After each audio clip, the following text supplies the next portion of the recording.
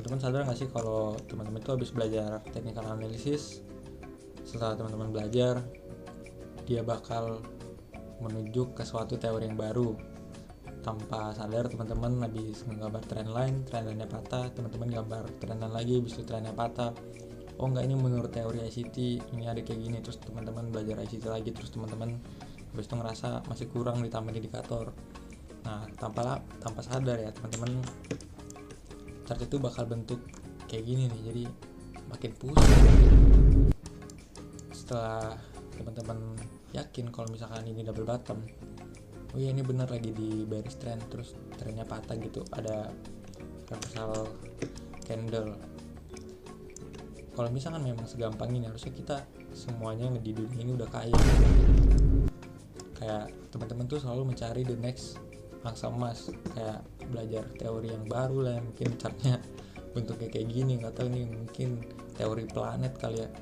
Nah terus teman-teman, sebelum gue bahas lebih lanjut, teman-teman tuh harus tahu kalau di dunia forex itu brokernya tuh ada 3 model. Model pertama itu e-book broker, dia dapat cuan tuh dari trading komisi, spread markup, deposit withdraw markup, dan lain-lain. B-trader itu B-book broker itu dapat revenue dari broker, kan ada tulisannya broker capitalize on trader losses and earn from the overall PNL. Jadi dia dapat cuan dari kerugian teman-teman sendiri.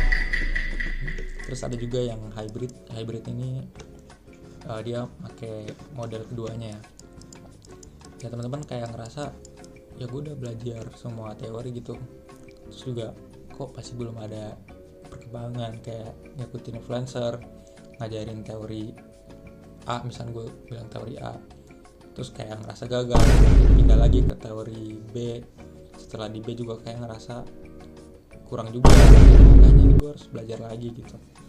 Tanpa sadar ya teman-teman, ngejar namanya get rich quick scheme, ya kayak nggak ada habisnya gitu, kayak cuma belajar doang. Karena di dunia trading ya, kayak bahkan dengan ICT pun, alert gue bunyi. Nah kayak misalkan ICT, apalagi teman-teman mungkin udah pernah dengar lah ICT, itu modal banyak banget, rumusnya banyak banget, pusing liatnya. Ada ICT 2019, 2020, terus ada lagi turun-turunannya. Jadi kayak ngerasa yang gerakin pasar ini adalah si technical itu sendiri. Cuman ini tulisan jelek, ini gue bagi dua dulu nih sebelum salah paham. Jadi gue juga pakai TA, cuman technical analysis itu bukan sebagai penentu kayak bener-bener oh ini bisa menambah masa depan. Nah jadi TA itu sebelum lebih jauh nih ya, jadi kalau misalnya kita udah ngebahas TA, kalau teman-teman cuma pakai TA doang, itu kitab sucinya adalah backtest. Dan sedangkan orang yang fundamental ya, fundamentalis ini dia lebih rely on data. Jadi sebenarnya nggak ada yang salah di sini ya, kalau pakai fundamental berarti gue nggak boleh pakai technical, ini yang salah sih ya. Jadi justru trader yang hebat tuh yang pakai keduanya. Nah bahkan dengan backtest pun, ini gue udah tanya di ChatGPT, dengan win rate 55%, total 20 trade, kita tuh mungkin aja dapat loss streak 3-4 kali. Dan coba bayangin kalau teman-teman tuh mengikuti influencer favorit teman-teman lah yang ngejual signal. Ya teman-teman nggak tahu dia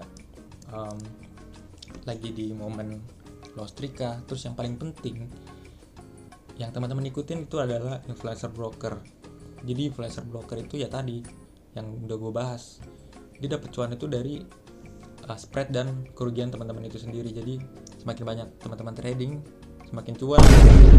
Ya simpelnya sih gitu. Jadi dia pasti bakal kayak ngebangin satu model yang bikin teman-teman harus sering-sering trading. Jadi semakin sering trading kan semakin banyak gitu spreadnya. Dan ini juga kenapa kita lihat juga ya banyak kayak influencer yang random gitu pasti ngajarin teknikal, karena ya pertama ya lebih keren lah, kayak lebih kayak kesana kan bisa meramal masa depan.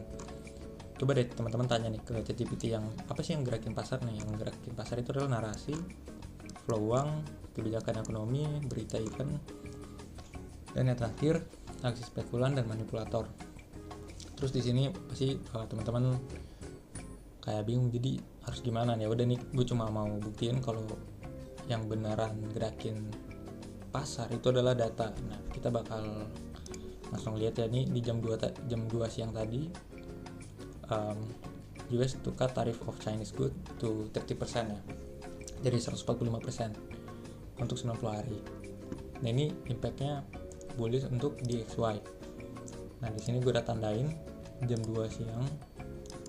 Nah, di jam 2 siang itu, jam 2 siang ada pump, dan ini benar-benar kayak akad, jadi di jam 2 siang. Nah, ini benar-benar yang gerakin pasar itu data, dapat 2R, tapi poinnya tuh bukan berapa dapat R-nya. Poinnya itu gue cuma pengen ngejelasin kalau benar-benar gerakin pasar itu adalah teknik data ya, bukan technical analysis. Jadi kalau misalkan kita cuma bilang technical analysis kan ya kita nggak mungkin bisa tahu dengan presisi ya impactnya kepada market itu.